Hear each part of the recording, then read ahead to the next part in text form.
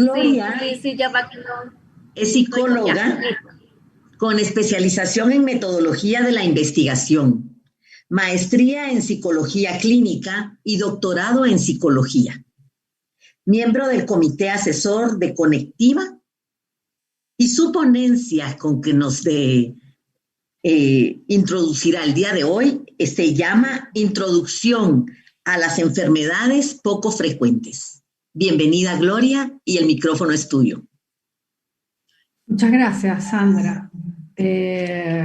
Ok, un momento que estas cosas pasan cuando estamos en vivo. Ahora me pide una contraseña. A ver si yo me acuerdo de la contraseña. Ahora sí, creo que ya están viendo mi pantalla. Bueno, muchísimas gracias por la presentación, Sandra.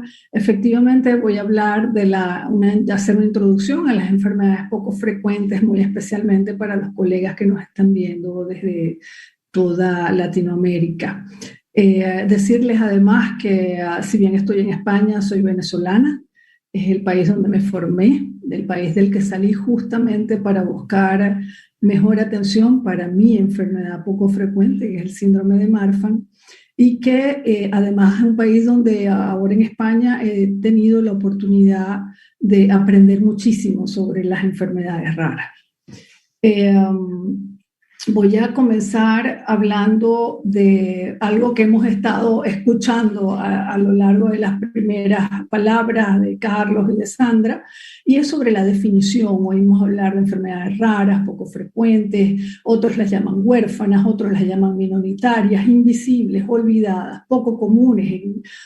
En Ecuador, por ejemplo, se les clasifica también como catastróficas, pero ¿qué tienen en común?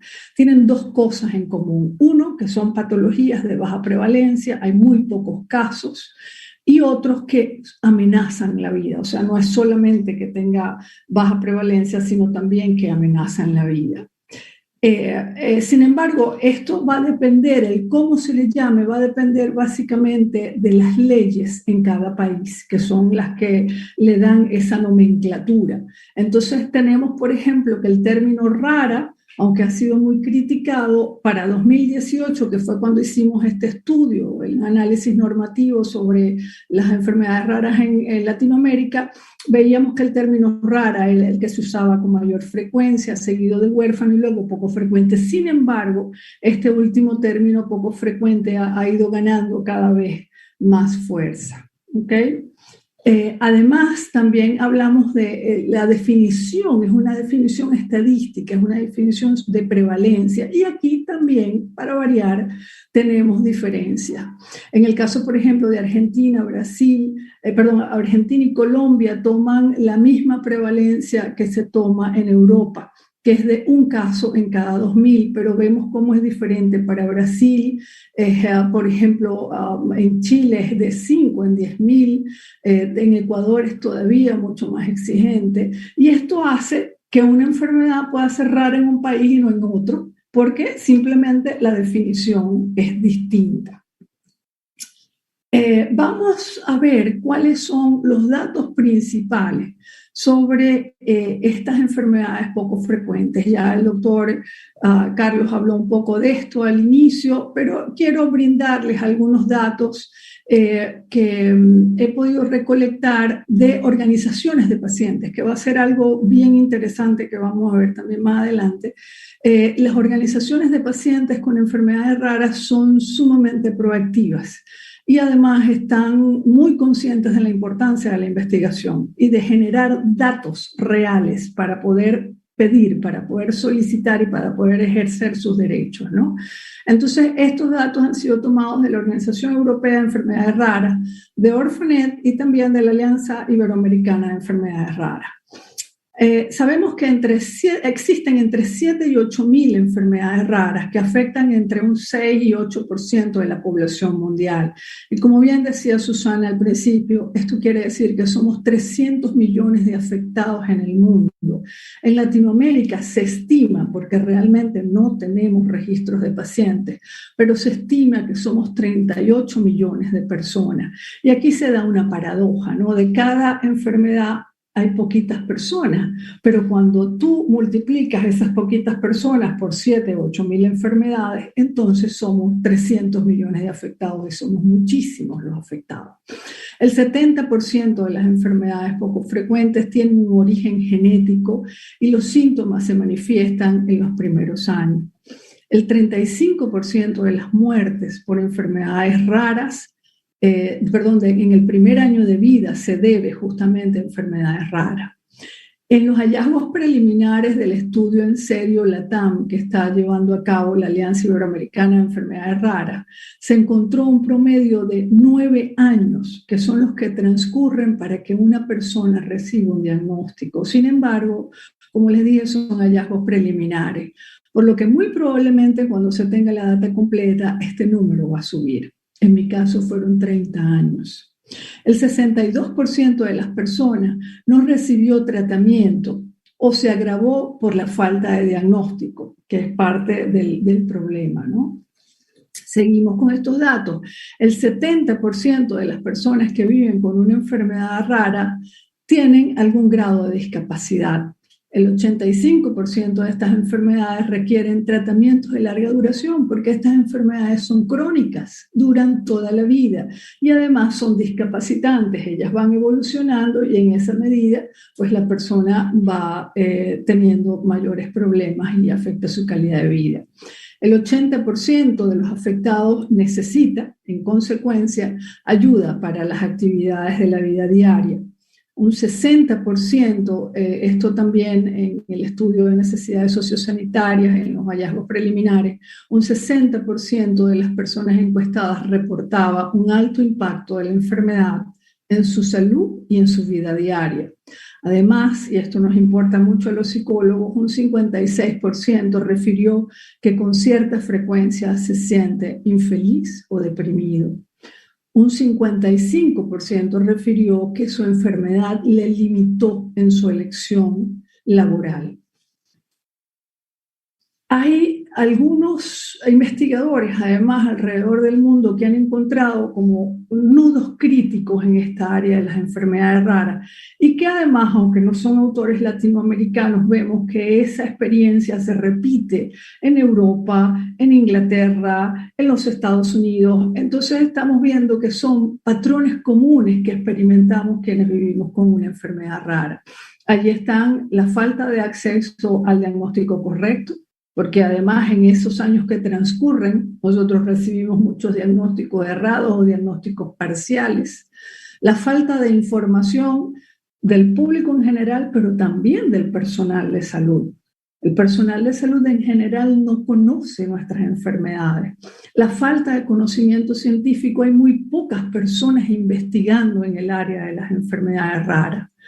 Y esto, por supuesto, tiene como consecuencia una precaria calidad del cuidado en salud.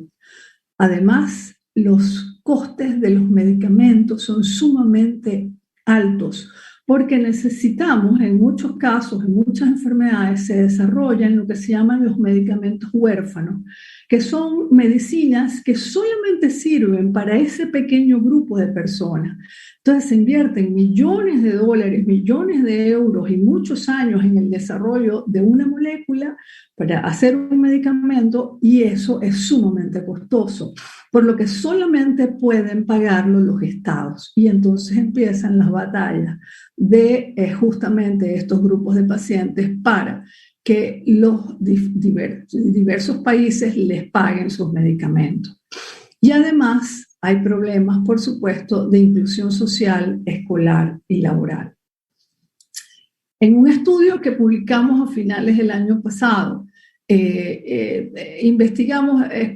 entrevistamos a profundidad a varias personas con enfermedades raras aquí en Latinoamérica, allá en Latinoamérica, y para evaluar cuáles eran sus necesidades sociosanitarias.